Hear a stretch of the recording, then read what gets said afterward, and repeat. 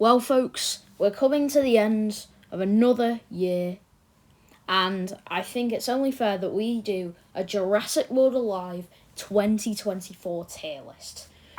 Now, guys, as of recording this, Dilozorion has probably only just been added, and as far as we're aware, it's probably not going to make the top 10, just by our predictions. So we're going to go on without Dilozorion. So yeah, hopefully you enjoyed this video, like and subscribe, and get ready, because number 10 is Naminjarex. So, Naminjarex or Naminjarex is very good because it can constantly fire out insane amounts of damage while not being affected by damage reduction itself. It can also reduce you in damage. It can also stop you from switching out. It can also stun you. Whenever you attack it, you're going to get hit with a titanic hit. It can get dodge up. It will dodge your attack. It even has 10% armor. The critical swapping, you can't hit it. 100% dodge. Its reactive would make it pretty good. The cunning decimation, the cunning cautious rampage also is incredible. Most of its moves have priority, making it an extremely good creature. Also does a lot of damage, can I just say. And it's one of the perfect counters for one of the best creatures in the game. The only improvement it needs is a bypass armor or precise. Okay guys, moving on to number 9. We got Megalosavior, everybody. So Megalosavior, already by first glance, precise revenge, revenge instincts.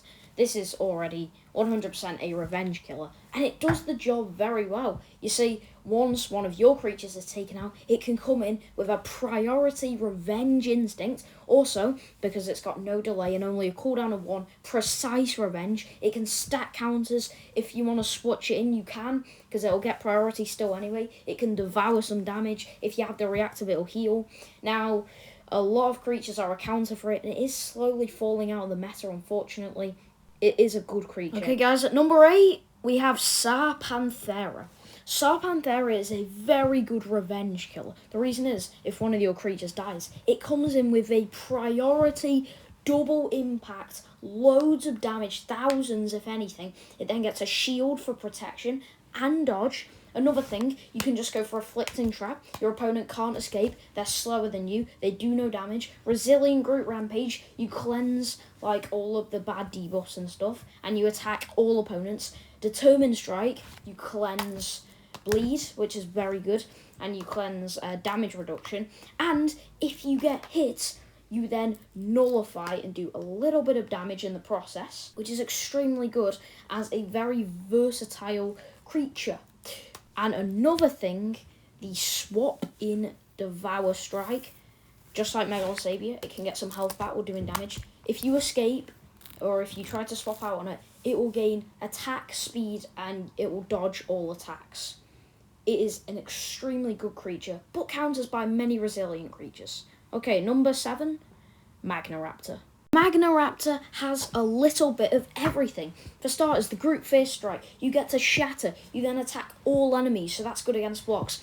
Dominant Pounce. You do a Rampage equivalent. You also reduce them fully for 2 turns. They do no damage for 2 turns unless they cleanse it. Magna Impact.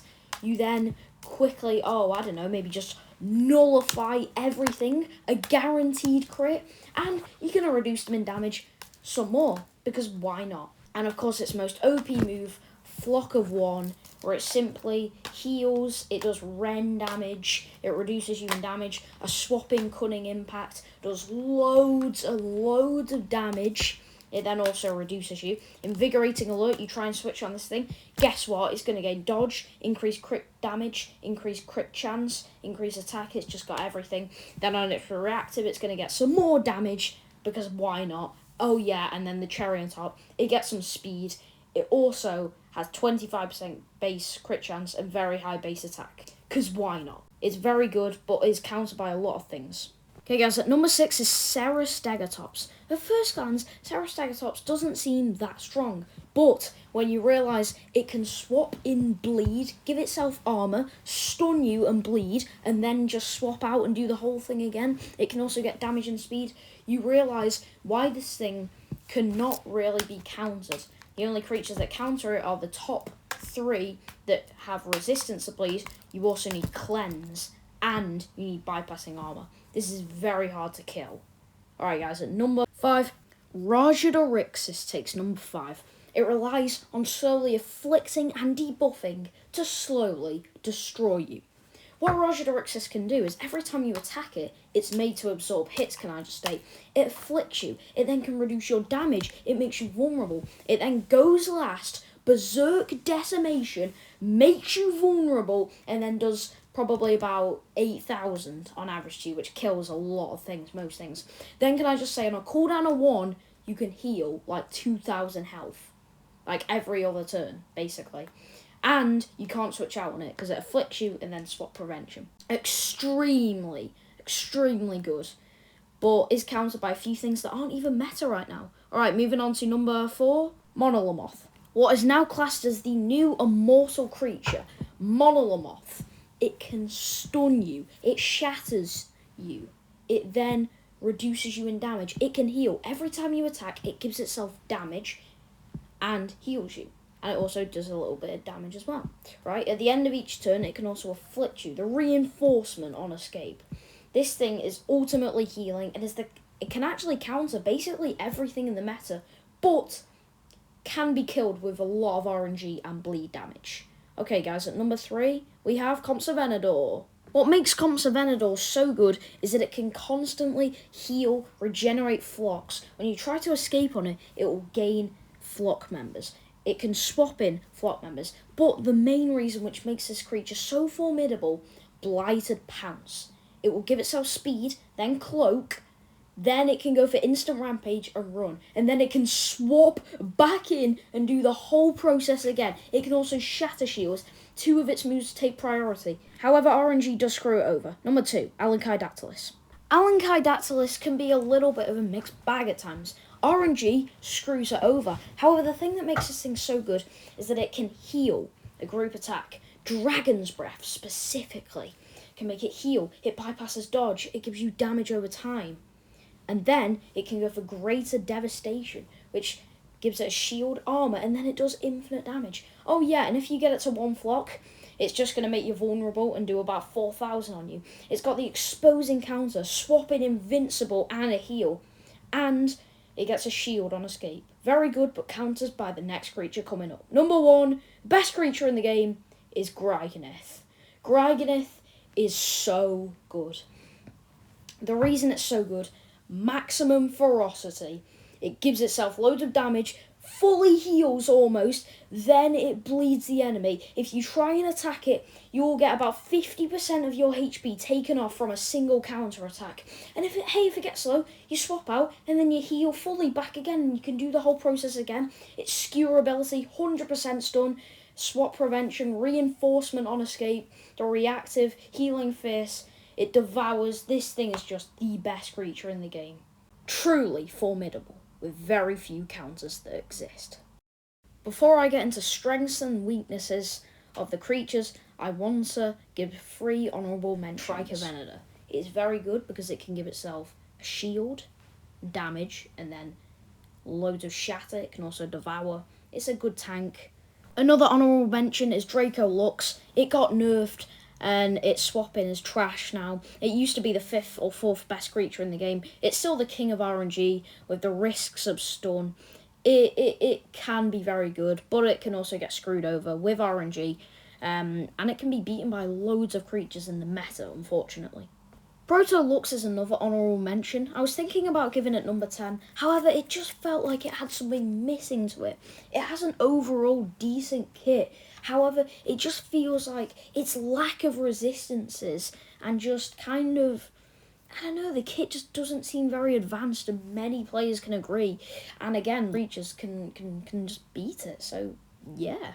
It is an honourable mention though, and it is good. Another honourable mention is Schoonometrodon. Schoonomet used to be like low tyrant. It wasn't very good, to be honest, but then it got reverted to like kind of a fierce alert and then a resilient threat, and making it really, really good. And it can get devour. It basically boosted it to mid tyrant, and it's a lot more useful against things like resilient creatures, and it can beat a lot more. Even some creatures in the meta get beaten by it. Okay guys, now that the honourable mentions are out the way, we are going to talk about strengths and weaknesses of the 10 different meta creatures. So we're going to go from number 10, Naminjarex, to number 1, Griganeth. Okay guys, so we're going to start with Naminjarex. Naminjarex, of course, is a cunning creature. So, counters for this creature is Rajadorixis. It can afflict it and can go last with Berserk Decimation and ultimately make it vulnerable and one-shot it. Another good counter for it is Monolomoth. Now that it's become kind of an immortal creature, Naminjarex really would struggle against it and to kill it. A Lankydactylus as well, the second best creature in the game. Another decent creature against it is Compsognathor, because it can go for Blighted Pounce, and then it can go Insta-Rampage or remove all of its buffs with Alert Annihilation, ultimately beating it. But guys, they are the only 4 counters for Naminjarex, but a lot of creatures outside the meta can beat it. That's the reason why it's ranked quite low. Okay guys, so Megalosabia is number 9. There are a few counters for Megalosabia. First you have Alankydactylus, Monolomoth, Compsognathor with a little bit of RNG, and Serastago. It has had a buff, Rend Immunity, so it does a little better against Griganeth, but overall it still loses, and it can lose to Rajadorixis as well. It's unfortunate, it's got a lot of counters, and that's why it's not very used in the meta, because all of those other creatures are above it. However, it has really, really good matches against Magnaraptor and Saab, because it usually wins, and in some cases Naminjarex as well. With a little RNG, it could be Compsognathor and Griganeth even, but it does struggle a little. Okay guys, at number 8 is Sarpanthera.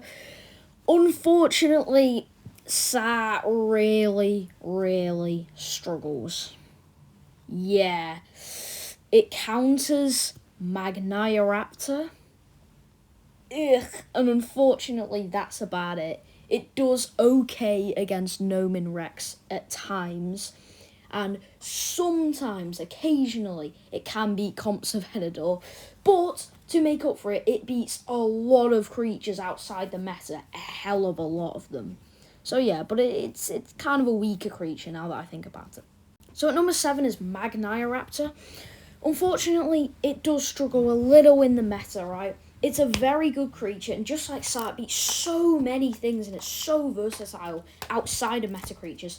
But meta creatures only wise, the top 10, like mid and high tyrants, it only rarely beat. It does good against Serastagotops usually, and it beats the best creature in the game, Griganeth, which is kind of about it, to be honest, which, yeah, you would think could be better, but actually it's probably the weakest for beating creatures so far, and it gets beaten by, I think, pretty much everything apart from that. It does okay against Monolomoth and Naminjarex if it can survive the first hit. It does okay against them. Serastagotops, the 6th best creature in the game, does get countered by quite a few things. A Lankydactylus, Magnaraptor, and Griganeth. It can avoid Griganeth if it gets the stun, but that is quite unlikely. Also, at times, Compsognathor can also beat it, and if you try and switch out on it, Monolomoth can also win. Talking of Monolomoth, it's taken the number 5 spot. Monolomoth is countered by a few things. So, RNG screws Monolomoth over, and we're going to be factoring in RNG and overall chances. So, for example, Griganeth's 50% stun resistance and Monolomoth's 75% chance to stun it. The odds are in Griganeth's favour, so we're going to do it like that, so Griganeth doesn't get stunned. So, Griganeth beats it,